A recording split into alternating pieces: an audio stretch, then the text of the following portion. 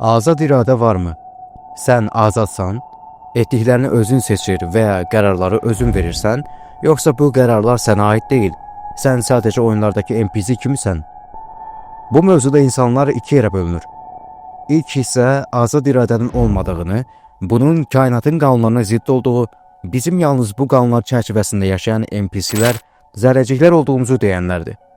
Bu bucaqdan insanları bilyard oyunundakı toplar kimi də düşünə bilərik. Çubuq vasitəsilə vurularaq yönümüz müəyyən edilir. Çubuq isə fizik qanunlardır. Big Bang ilə başlayan proses bir domino effekti ilə kiçikdən böyüyə kainatdakı hər şeyin necə olacağını qərarlaşdırıb. Hər şey deterministikdir. Talih kimi də düşünə bilərik. Ancaq kvant mexanikası anlayışını nəzərə aldıqda bu çox da doğru görünmür. Çünki kvant mexanikasına əsasən ətrafdakı bir çox proses gözlənilmədən ani baş verən hadisələr ola bilir və öncədən təyin olunmur.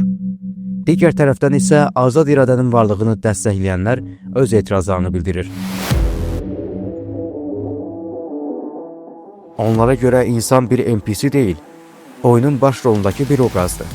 Əks arqumentlərdən biri olan emergency konsepti mürəkkəb sistemlərin necə sadə komponentlərdən əmələ gəldiyi, bu prosesdə yeni xüsusiyyətlərin ortaya çıxması üzrə fikirlər səsləndirir.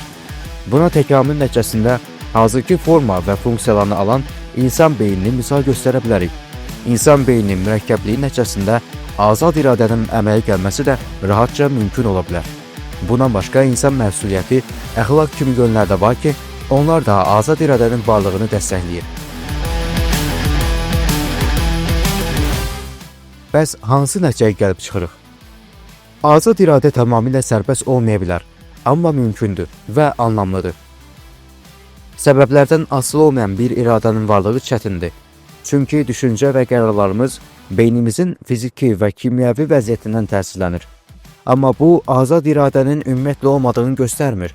Bunun əvəzinə mürəkkəb beyin funksiyaları və şüurlu qərar vermə prosesi vasitəsilə məhdud amma gerçək bir azad iradə mümkündür. Bu azadlıq tam səhərsiz deyil, lakin biz yenə də seçim edə bilir və davranışımıza görə məsuliyyət daşıyırıq.